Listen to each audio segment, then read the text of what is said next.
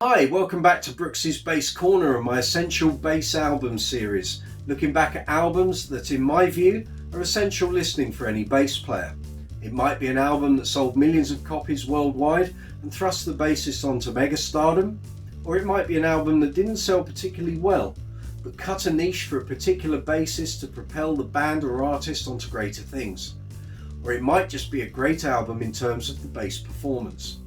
Either way, I think these albums deserve your attention, and perhaps by watching this video you might be intrigued to check out the album for yourself, and who knows, maybe it will excite you as much as it excited me when I first discovered it. Sadly, due to copyright restrictions, I can't use audio examples from the album, but where suitable, I will indicate particular songs and their timestamp that I'm referring to. If you enjoy the video, please hit the subscribe button below. Hit the notification bell so that you receive notifications when I post new videos, and please give the video a thumbs up, I'd really appreciate it. If you have any comments regarding the album or the video, leave them below and I'll come back to you as soon as I can. On with this episode's album, it's Paul Simon's Graceland. When it comes to seriously classic albums, the Grammy-winning Graceland is well and truly up there, for so many reasons and on so many levels. And not least of all because it's a damned fine album. The fact that it unintentionally heralded changes that were to come in South Africa and gave a platform to the rich musical treasures that for so long had been confined within the African subcontinent underpinned what was to become Paul Simon's crowning glory in many respects. The album also brought the bass playing talents of Bakithi Kumalo to the musical world's attention, and although he only features on 5 of the 11 tracks on this album, his tone, technique and musical prowess are clearly illustrated, like a statement of intent. The Boy in the Bubble kicks off proceedings with a typically vibrant, bouncing fretless tone from Bakithi's Washburn B40 instrument, paid for by his mother. The characteristic slides at the end of each chorus add some variation to the low register bass part that keeps the track driving forward. Perfect mix of warm bottom end and singing mid-range that sits perfectly across the whole track.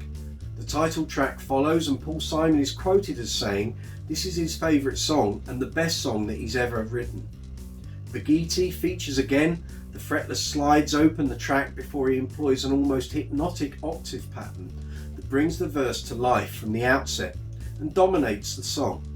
The chorus bass line is almost like a vocal part running against Simon's vocal line, but the two fit perfectly together.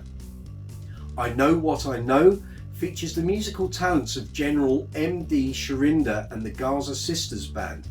The bassist, who there is no record of in the liner notes or anywhere online, sounds like he's employing a cheap Fender Jazz copy, as can be seen in some of the recording footage, and he's playing it with a pick. The bass line alternates between 2 chord changes, the low notes fitting around the higher part that carries the majority of the song and is mixed well to the front of the track. Gumboots is the original musical track by the Boy Oyo Boys band, a track Paul Simon heard on a cassette while driving, and this started the whole Graceland ball rolling. Again, the bassist isn't listed anywhere. Diamonds on the Soles of Her Shoes didn't originally feature on the album. It was only added after the release date for the album was put back, and with Ladysmith Black Mambazo and the band in New York for a TV appearance, Paul Simon took the whole unit into the studio. Another great singing fretless part from Bakithi, understated in the verses with trademark slides appearing at 1 minute 36 that hint at the progression the line will eventually take from 1 minute 53 to 2 minutes 1.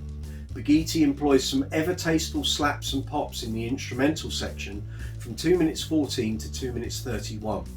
And then we reached the worldwide smash that basically carried the album into the global conscience. You Can Call Me Al is simply hook-laden from start to finish and also features Paul Simon contributing 6-string bass duties alongside Bakithi's tour de force. Slapped throughout, and what a slap tone by the way, at several points you can hear 2 separate bass parts in the second half of each verse and 3 bass parts in the instrumental section after the second chorus from 1 minute 44 to 2 minutes 14. The bass solo is a work of genius, simplistic but an ingenious idea to take the played first half, flip the tape and play the part backwards. Simple, but it sounds so good. Under African Skies features Linda Ronstadt, who had her own issues with apartheid following her appearances at Sun City in 1983, while Bagithi's bass sets the tone for the whole song. The verse part is restrained but creates a buoyant pulse, while the slapped chorus line creates a great dynamic for the song to change gear. Crazy Love Volume 2, That Was Your Mother, and All Around the World feature the bass playing talents of Lloyd Labosi, Alonzo Johnson and Conrad Lozano respectively. Even now, the ripples caused by this album can still be felt, and I guarantee that if you stick this album on, your foot will be tapping for 47.5 minutes. If you enjoyed the video, please hit the subscribe button below, hit the notification bell so that you get notifications when I post new videos, and please give the video a thumbs up, I'd really appreciate it. If you have any questions or comments regarding the video or the album, leave them below and I'll come back to you as soon as I can. Look forward to seeing you here again on Brooksy's Bass Corner.